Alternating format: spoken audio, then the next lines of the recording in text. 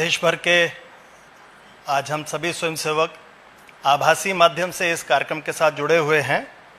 मैं मंचस्थ अधिकारियों का आपसे परिचय करा रहा हूं। मंच पर मेरे दाईं ओर विराजमान है पूजनीय सरसंघ चालक जी। हम सबका परिचय आपसे है ही। 1975 में अपनी शिक्षा पूर्ण करने के पश्चात आप संघ के प्रचारक बने। 2000 से 2009 तक आप संघ के सरकार्यवाह रहे और 2009 से परम पूजनीय सरसंघ चालक के नाते हम सभी का मार्गदर्शन कर रहे हैं। आपके बाईं ओर विराजमान हैं माननीय दत्तात्रेय होसबाले जी। आप 1968 में शिमोगा कर्नाटक में स्वयंसेवक बने। 1978 में आपका प्रचारक जीवन प्रारंभ हुआ। आपने एमए इंग्लिश की पढ़ाई की है। आप अखिल भारतीय विद्यार्थी परिषद के राष्ट्रीय संगठन मंत्री रहे। 2003 से 2009 तक राष्ट्रीय स्वयंसेवक संघ के अखिल भारतीय सह बौद्धिक प्रमुख रहे। 2009 से सह सरकार्यवाह के नाते आपने दायित्व निभाया और वर्तमान में सरकार्यवाह के नाते हम सभी का मार्गदर्शन कर रहे हैं।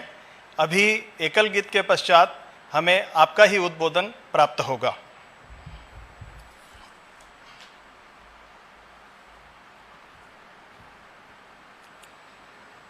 प्रकृति भले विपरीत खड़ी हो, काल चक्र भी पड़े थामना। संकट के तूफानी सागर चीर करेंगे सफल सामना। सतत हमारी यही योजना, नित्य हमारी यही साधना। विघ्नों के गिरिया चले अनामिक, कदम कदम हर पग रोकेंगे। भरी दोपहरी का रवि ग्रस लें, ऐसे राहु केतु डोलेंगे। किंतु अटल निर्बाध बढ़े हम, जीवन की गति सहज भावना।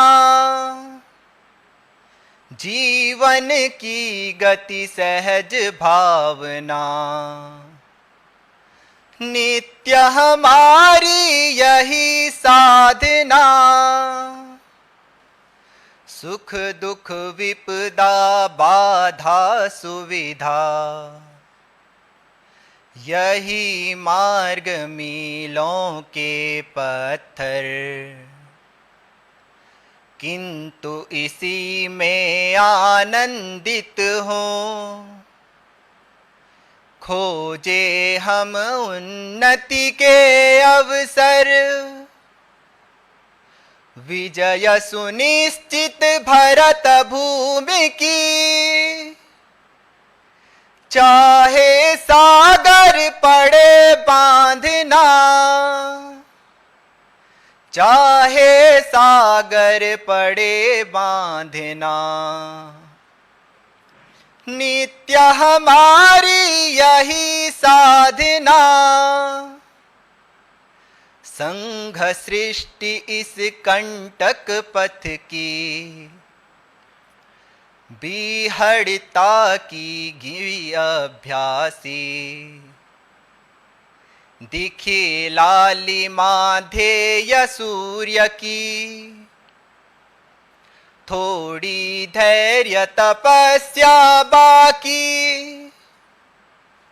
लांघ चले विघ्नों की सीमा, निश्चित होगी सफल कामना।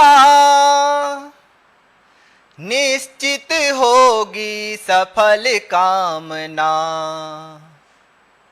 नित्य हमारी यही साधना। प्रकृति भले विपरीत खड़ी हो, काल चक्र भी पड़े थामना,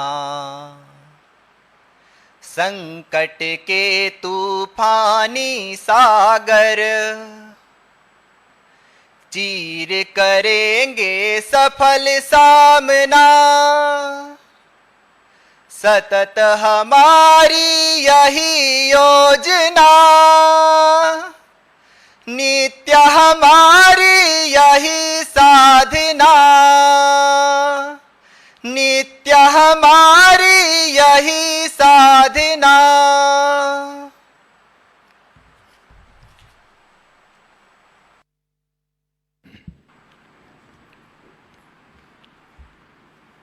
परम पूजनीय सरसंघ चालक जी, मेरे सामने उपस्थित और देश भर में इस आभासी पद्धति से जुड़े हुए सभी अधिकारी वृंद, परम प्रिय कार्यकर्ता स्वयंसेवक बंधुओं,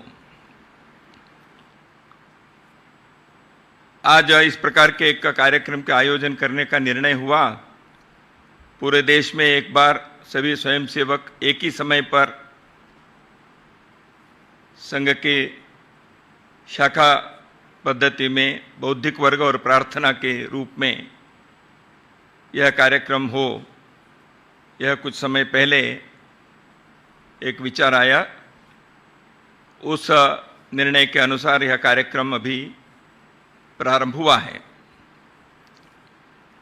पिछले एक वर्ष से थोड़ा अधिक काल से अपने भारत देश सहित सारी दुनिया एक विचित्रता संकट से गुजर रही है। हाँ, हम सब जानते ही हैं, कोरोना महामारी सारी जिंदगी के एक चाल चलन ही बदल गए ऐसे लगता है। एक दृष्टि से कभी कभी ये भी लगता है कि कोरोना पूर्व की स्थिति कैसी थी ये भी हम भूल जाएं क्या। अभी मास्क पहनना हो या बाकी चीज हो, छोटे संख्या में ही कार्यक्रम में आना है। सार्वजनिक जीवन के भी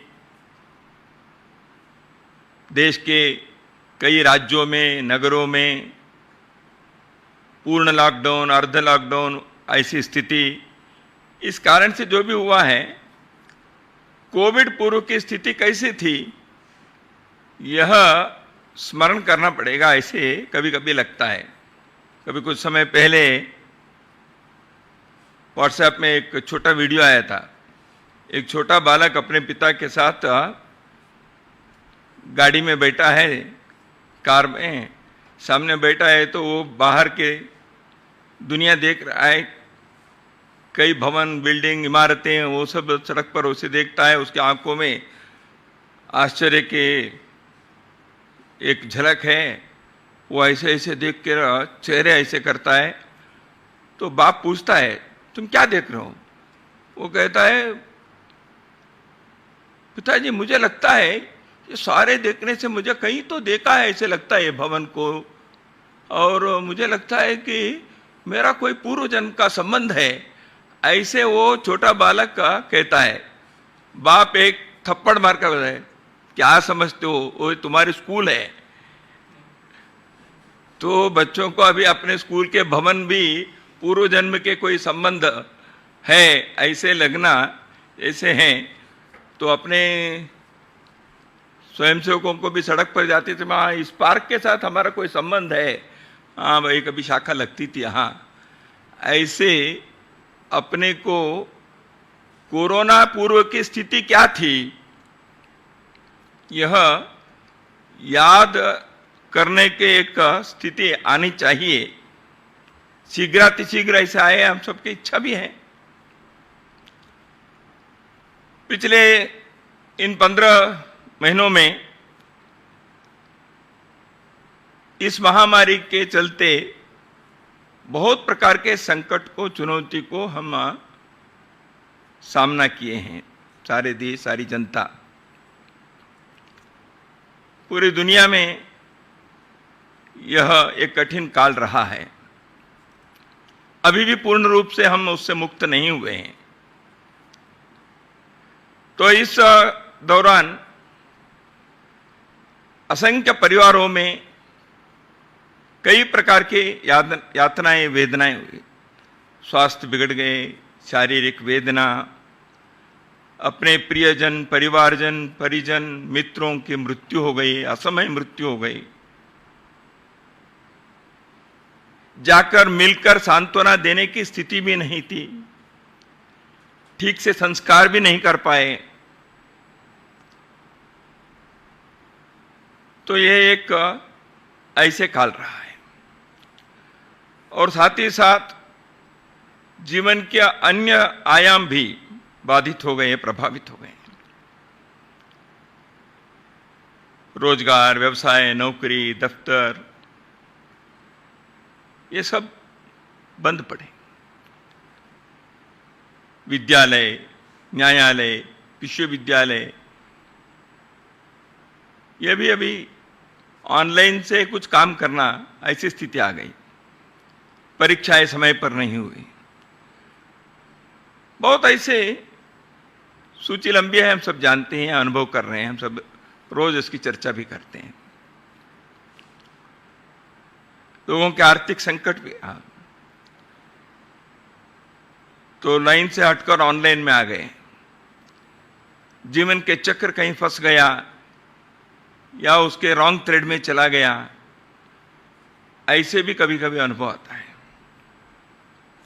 अपनी शाखा के काम भी प्रभावित हो गया। नित्य के काम से हम दूसरे प्रकार के काम में अपने को डालना पड़ा, उसमें व्यस्त रहे। इस परीक्षा की घड़ी में मनुष्य के लिए सहज उदात्त भावनाएं, संवेदनाएं, कर्तव्य, ये भी प्रकट हुए। पीड़ित लोगों की सेवा में, संतस्त बंधुओं के लिए किसी न किसी प्रकार से सहायता करने हेतु सारा समाज सामने आया, लोग सामने आए। कई प्रकार के सेवा कार्य में लोग लगे।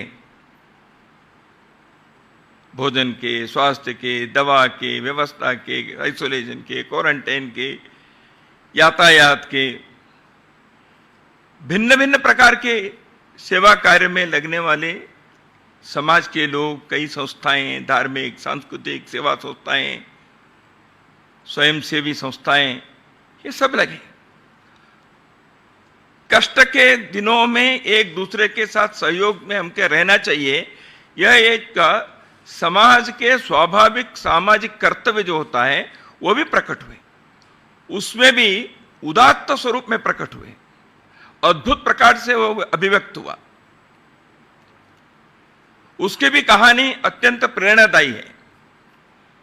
इन सारे बातों के आगे की पीढ़ी के लिए यह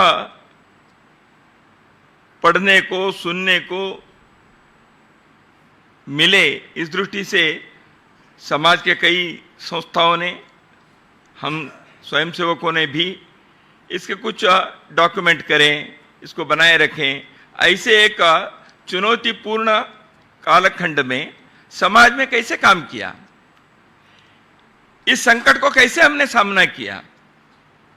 ये कोई प्रसिद्धि के लिए नहीं, कोई अपने पीठ थपथपाने के लिए नहीं, अपने आत्म प्रशंसा के लिए नहीं, परंतु एक समाज की अंतःशक्ति, समाज के एक आत्मविश्वास, समाज के एक सहयोग के कर्तव्य की भावना, जनता की यह संवेदना, ये प्रकट हुए। तो इस प्रेरणा से आने वाली पीढ़ी को भी कुछ मार्गदर्शन मिलना चाहिए।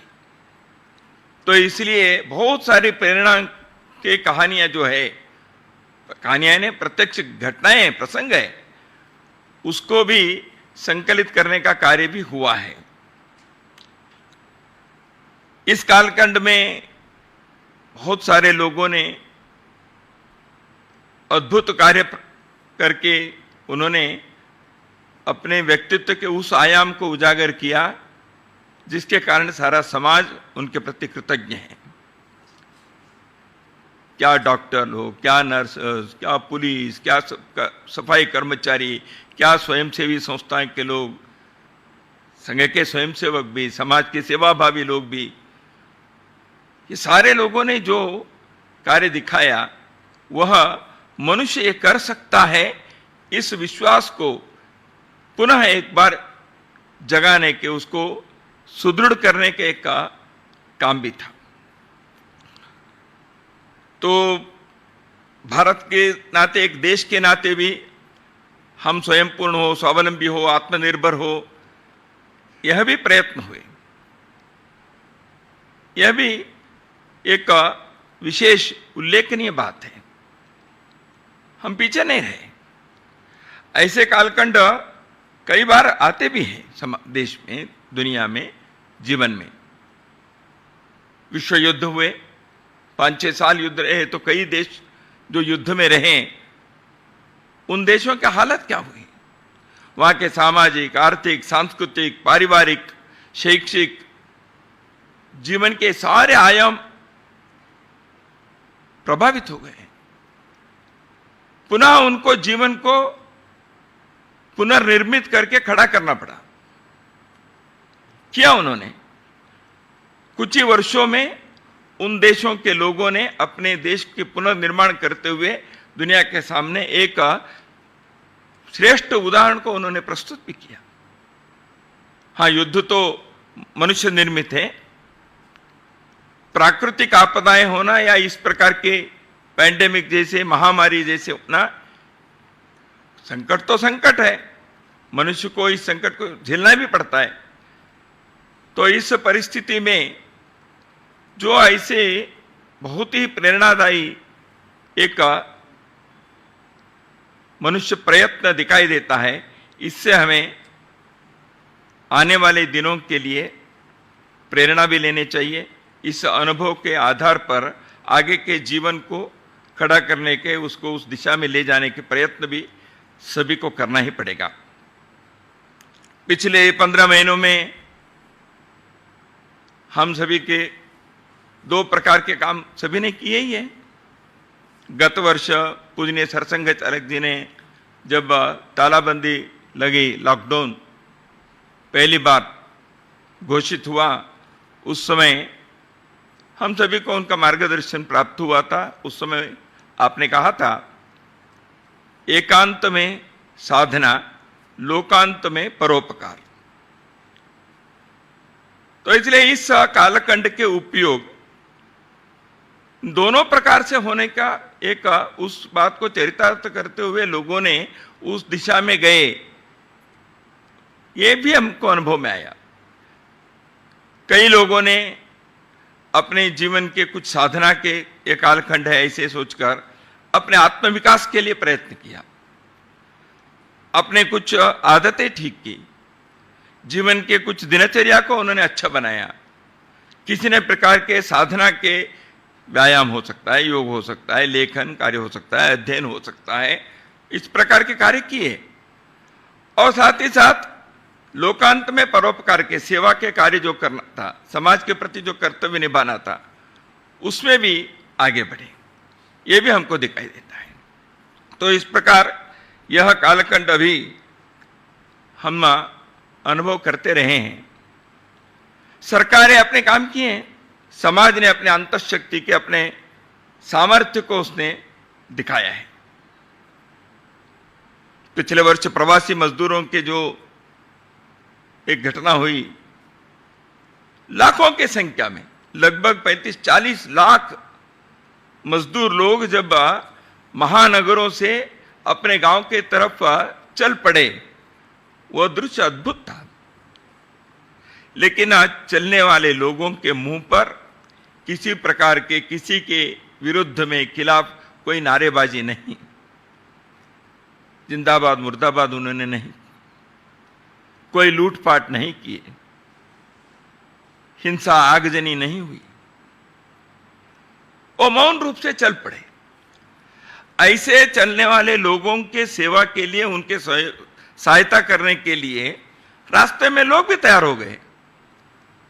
उनके भोजन दिए, बच्चों के दूध दिए, पाँव में पहनने के लिए चप्पल दिए, यातायात की व्यवस्था की, पानी की व्यवस्था की।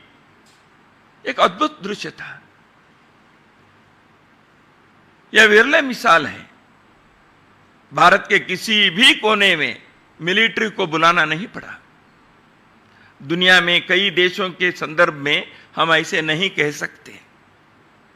दुर्भाग्य है। अपने देश में हम गर्व कर सकते हैं। ऐसे परिस्थिति में अपने लोगों ने एक दूसरे के सहयोग करने का ऐसे एक उदाहरण को उन्होंने प्रस्तुत किया। इसलिए विश्वास जगता है, इसलिए एक सकारात्मकता के भाव मन में आ जाता है। तो इसलिए देश के भविष्य के बारे में एक मन के अंदर सकारात्मक भाव उठता है। हम कुछ कर सकते हैं ऐसे लगता है। तो अभी परिस्थिति ऐसे है कि इन 15 महीनों में जो हमने अनुभव किया है और आने वाले दिनों में इस दृष्टि से हमें किस दिशा में जाने चाहिए, इसके बारे में भी विचार करना पड़ेगा। संघ के स्वयंसेवकों ने जो सेवा कार्य किया है, इसके कोई पूर्वाभ्यास नहीं था, उनको प्रशिक्षण नहीं था। केवल और केवल संघ से प्राप्त किए पाठ, समाज के प्रति संवेदना, कर्तव्य भावना, आवश्यकता जहां जहां वहां सेवा करनी चाहिए, यह भाव, देशभक्ति के एक प्रात्यक्षिक प्रकटीकरण, समाज के लोगों के प्रति अपने आत्मीयता का व्यवहार, यही हम सीखते रहे। इसी प्रशिक्षण के कारण जो आपदा आई, उस समय सेवा कार्य करने के लिए अपने कार्यकर्ता आगे बढ़े। कितने प्रकार के नए नए आयामों में स्वयंसेवकों ने सोचा, नई योजनाएं बनाई। अभी ऑक्सीजन कम हो गए तो कॉन्सेंट्रेटर चाहिए, ये चाहिए, वो। ये कोई पहले प्रशिक्षण अपने स्वयंसेवकों को नहीं था। लेकिन चुनौती जब आई, यदि मनुष्य इसके लिए पहले से सेवा भाव में, कर्तव्य के प्रति उनकी निष्ठा यदि है, तो वो किसी भी चुनौतीपूर्ण परिस्थिति में रास्ता ढूंढता है, उपाय सूझता है उसको, वो कूद पड़ता है काम करने के लिए। यही अनुभव में आता है स्वयंसेवकों ने जो उदाहरण प्रस्तुत किया है। तो इसलिए ऐसे जो स्वयंसेवकों ने किया, उसके पीछे संघ के इतने वर्षों के जो कार्य है, संघ के जो साधना है, यह महत्व की भूमिका उसकी रही है। अब आने वाले दिनों में 3-4 प्रकार के कामों के बारे में हमको सोचना पड़ेगा। एक है, मैं इसको कहता हूं पुनर्वास, रिहैबिलिटेशन। जीवन को फिर से एक बार सुस्थिति में लाने के प्रयत्न होना चाहिए। जो थोड़ा सा वो अपने दिशा से हट गया है, संकट में फंस गया है, कई परिवारों की परिस्थिति, देश की आर्थिक स्थिति, इन सारे चीजों को देखने से लगता है कि बहुत सारे लोगों के रोजगार की समस्या है, अपने व्यवसाय की समस्या है, आर्थिक विपन्नता है। तो इस दृष्टि से सरकार की योजना तो अपनी जगह पर बनेगी ही। समाज भी अपने को एक दूसरे को सहायता करने के इस दिशा में क्या क्या योजना बन सकती है, ये सोचना, विचार करना, यह भी आवश्यक है। कई घरों में जिस प्रकार के संकट, वहां के भरण पोषण करने वाला, वहां रोटी कमाने वाला व्यक्ति चला गया है, घर में छोटे बच्चे हैं, या विधवा पत्नी हैं, या वृद्ध माता पिता हैं, तो इसलिए ऐसे परिवारों की स्थिति के बारे में केवल आर्थिक पक्ष केवल नहीं है, वो बच्चों के भविष्य के बारे में, उनकी शिक्षा के बारे में विचार करना पड़ेगा। उससे भी और भी एक काम है, वो है सांत्वना के, मन को धैर्य भरने के, मन के अंदर समुपदेशन, काउंसलिंग ऐसे आजकल की भाषा में कहते हैं, इसकी आवश्यकता भी है। आत्मीयता से धैर्य देने वाले, हिम्मत भरने वाले ऐसे लोगों के भरपूर आवश्यकता रहेगी। यह भी एक काम है, इसको भी रिहैबिलिटेशन ही कहते हैं। और एक काम है इस पुनर्वास के काम में, गत वर्ष और यह वर्ष विद्यार्थियों के शिक्षा के दृष्टि से यह पूरा चरमरा गया है। जैसे मैं प्रारंभ में उस बच्चे की कहानी बताए, तो शिक्षा, परिसर, विद्यालय, परीक्षाएं, पाठ क्लास में होना, ये सब एक दृष्टि से ये पूरा डिस्टर्ब होने के कारण, इसमें व्यत्यय आने के कारण स्वाभाविक रूप से बच्चों के मानसिक शैक्षिक विकास कुंठित भी होता है, उसका एक असर भी होता है। तो इसलिए इस दृष्टि में क्या क्या कर सकते हैं, छोटे छोटे समूह में बच्चों के लिए पाठ पढ़ाने का, कुछ क्लासेस चलाने के हो सकता है। सब चीज़ ऑनलाइन से नहीं हो सकता, तो इसलिए इसके एक व्यापक सामाजिक अभियान इस प्रकार से भी करने की आवश्यकता हो। यह हो गया एक आयाम। दूसरा एक है, वो है अपने सामने एक विचार लोग रख रहे हैं, चिंता व्यक्त कर रहे हैं, वो है तीसरी वेव की एक आशंका है, थर्ड वेव आ जाएगा। ना आए ये हमारी इच्छा है, भगवान से प्रार्थना है। आ सकते हैं, वो कैसे आएगी किसी को मालूम नहीं है। अंग्रेजी में एक नाटक होता, वेटिंग फॉर गॉडो करके।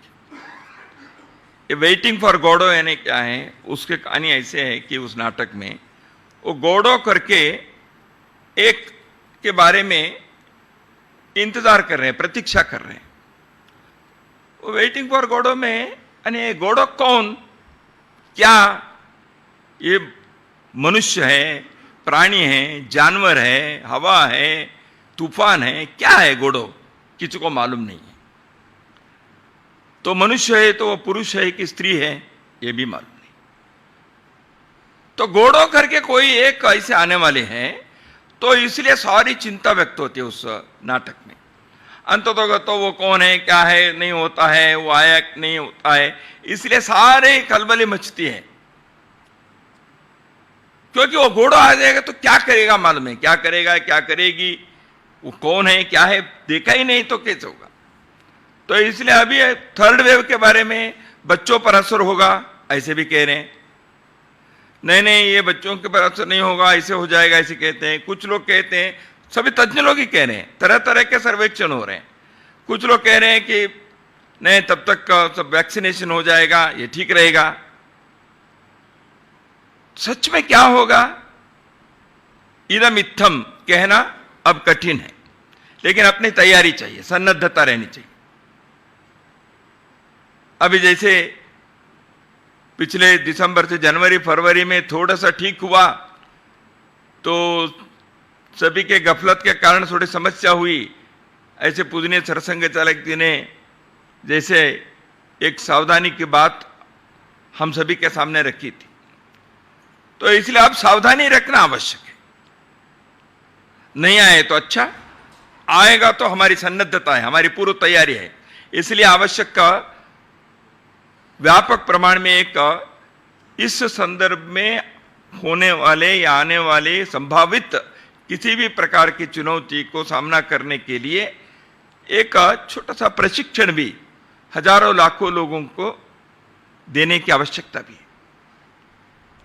उस दिशा में आवश्यकताएं और क्या क्या हो सकती है, तज्ञ लोगों से स्थान स्थान पर पूछकर उसके लिए व्यवस्थाएं भी करनी पड़ेगी। और वैक्सीनेशन के, टीकाकरण के भी एक व्यापक अभियान चलाएं, उसको भी पूरा करना आवश्यक है, ताकि होने वाले जो भी वो आघात है उससे हम काफी हद तक बचकर रहेंगे। तो इसलिए यह दूसरा काम है। तीसरा एक है जो अपने नित्य काम का, वो है कि अपने नित्य कार्य जो बाधित हुआ है, नित्य के शाखा कार्य, अपने बैठकें, हमारे वर्ग, अपने प्रवास, पिछले वर्ष और इस वर्ष दोनों वर्ष संघ शिक्षा वर्ग हम नहीं कर पाए। नित्य के शाखा के कारण जो बाकी चीजें होती हैं, संपर्क होता है, बैठकें होती है, अनौपचारिकता से मिलना होता है, कार्यकर्ताओं की बातचीत होती है, थोड़ा सा जो संपर्क से दूर हो गया ऐसे कार्यकर्ताओं को जोड़ने का होता है। हमारे उत्सव आने वाले हैं, श्री गुरु पूजा, बाद में रक्षाबंधन, इन सभी के लिए अपनी सूची वगैरह करते हुए फिर से हम नित्य के कार्य के दिशा में चलना ही पड़ेगा। अपने नित्य के कार्य को हमें उस पटरी पर लाना ही है। शनै शनै करनी चाहिए, लेकिन सावधानी के साथ। तो इसलिए वर्तमान कोरोना की परिस्थिति या संभावित तीसरी वेव, इसके सावधानी रखते हुए हमें इस दिशा में कैसे जाना, यह भी अपने को विचार करना चाहिए। उस प्रकार की योजना बनानी पड़ेगी, उस प्रकार उस दिशा में जाना पड़ेगा। संघ के व्यक्ति निर्माण के कार्य जो है वह रुक नहीं सकता। संघ के कार्य में समाज के अंतःशक्ति को जागृत करने का, समाज के सामर्थ्य को जगाने का, सामर्थ्य को बढ़ाने का जो कार्य है वो तो हमें करना ही है। लेकिन उसका एक प्रकटीकरण तो पिछले इतने महीनों में हुआ है, लेकिन वो होना है तो जो मूल कार्य है व्यक्ति निर्माण के, व्यक्ति निर्माण से जुड़े हुए जितने भी आयाम हैं, उन सारे विषयों के बारे में आग्रह पूर्वक अपने कार्य सभी आयु गटों के लिए, अभी बाल स्वयंसेवकों की शाखा है, उनका ऑनलाइन शाखा भी चला नहीं सकते, तरुणों के लिए कर सके, कुछ वर्ग भी हो सके, बौद्धिक शारीरिक कार्यक्रम भी ऑनलाइन में कुछ लोगों ने करने का प्रयत्न किया, सराहनीय, अच्छा है। जागरण श्रेणी के सेवा संपर्क प्रचार विभाग ने भी अपने कुछ न कुछ उपाय ढूंढकर अपने कार्य चलाने के प्रयत्न तो किए ही है। लेकिन जो संघ स्थान पर शाखा पर आकर एक दूसरे से मिलकर परस्पर आत्मीयता के, व्यवहार के, उस स्नेह के वातावरण में, उस माहौल में जो स्वाभाविक रूप से मनुष्य के विकास होता है, स्वयंसेवकों के एक अंदर समाज भाव, राष्ट्र भाव, यह जागृत होता है, एक दूसरे के सहारा बनते हैं, उस कार्य से छोड़ा, उस स्थिति से हम वंचित हैं। इसको धीरे धीरे सावधानी से लेकिन उस दिशा में लाना है, यह आवश्यक है। मनुष्य के चरित्र निर्माण के संदर्भ में संघ में इतने बार हम सुनते रहे हैं, चारित्र निर्माण की आवश्यकता के संदर्भ में भारत के पूर्व राष्ट्रपति जो बड़े शिक्षाविद रहे, एक दार्शनिक के नाते उनकी ख्याति रही, ऐसे डॉक्टर सर्वपल्ली राधाकृष्णन जी ने विश्वविद्यालय शिक्षा के संदर्भ में एक आयोग का गठन हुआ था। उस समय उस आयोग के अध्यक्ष के नाते उन्होंने एक बात कही थी। उनका कहना था कि हम एक सभ्यता के पुनर्निर्माण कर रहे हैं, हम कोई फैक्ट्री, कारखाना या वर्कशॉप निर्माण नहीं कर रहे हैं, उसका निर्माण नहीं कर रहे हैं। इसलिए सभ्यता के गुणवत्ता मनुष्य के शील पर निर्भर है। यह न कोई नैसर्गिक उपकरण या राजनीतिक तंत्र व्यवस्था पर नहीं, मनुष्य के चरित्र पर यह निर्भर है, सभ्यता की गुणवत्ता। इसलिए शिक्षा के प्रमुख लक्ष्य चारित्र निर्माण और वर्धन है, ऐसे उनका आग्रह था, यह उनका कहना था। इसलिए राष्ट्र के पुनर्निर्माण में चारित्र निर्माण के संदर्भ में सभी ने यही कहा है, अपने ग्रंथों में, अपने संतों ने, हमारे पंथों ने, सबने, मनुष्य अच्छा रहे तब समाज अच्छा, देश बड़ा हो सकता है, किसी भी चुनौती को हम सामना कर सकते हैं। चरित्र निर्माण के इस कार्य को गांव-गांव में, मंडल-मंडल तक ले जाने की हमारी जो योजना हमने बनाई है, आने वाले 3 वर्षों के अंदर इस कार्य के विस्तार के प्रति हमारी जो योजना बनी थी, वह लागू करने में वर्तमान परिस्थिति थोड़ा सा उसमें बाधा है। तो इसलिए इस परिस्थिति में रास्ता ढूंढना, उसके लिए मार्ग तय करना, यह हमको करना पड़ेगा। प्रत्येक गांव में यह कार्य होना चाहिए। महामना मालवीय जी ने कहा भी था, ग्रामे ग्रामे सभा कार्या, ग्रामे ग्रामे कथा शुभा, पाठशाला मल्लशाला प्रतिपर्व महोत्सव। मालवीय जी के दृष्टि में जो बात थी, संघ के कार्य इससे बिल्कुल अलग नहीं है, वही है। प्रत्येक गांव में लोग इकट्ठा आए, संस्कार देने वाले माहौल का निर्माण करें, परस्पर एक दूसरे के सुख दुख में आ जाए, एक दूसरे के सहारा बने, संस्कार के कथाएं सुने और सुनाएं। पाठशाला मल्लशाला, शाखा यानी क्या है? पाठशाला मल्लशाला ही है।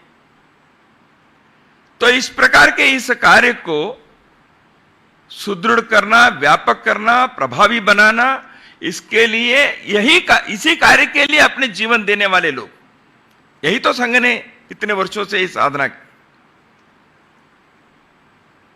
तो इसलिए इस कार्य के प्रति जो अपने आग्रह है, हमारे समर्पण है, हमारी योजनाएं बनती है, हमारी निष्ठा है, उसको यथावत रखते हुए उसको और सुदृढ़ कैसे करें, इस पर आग्रह होना चाहिए।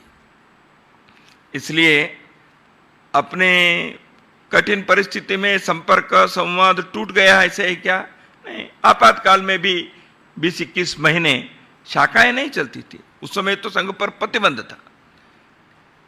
आजकल के जैसे मोबाइल वगैरह की व्यवस्था भी नहीं थी, पुलिस से बचकर रहना पड़ता था।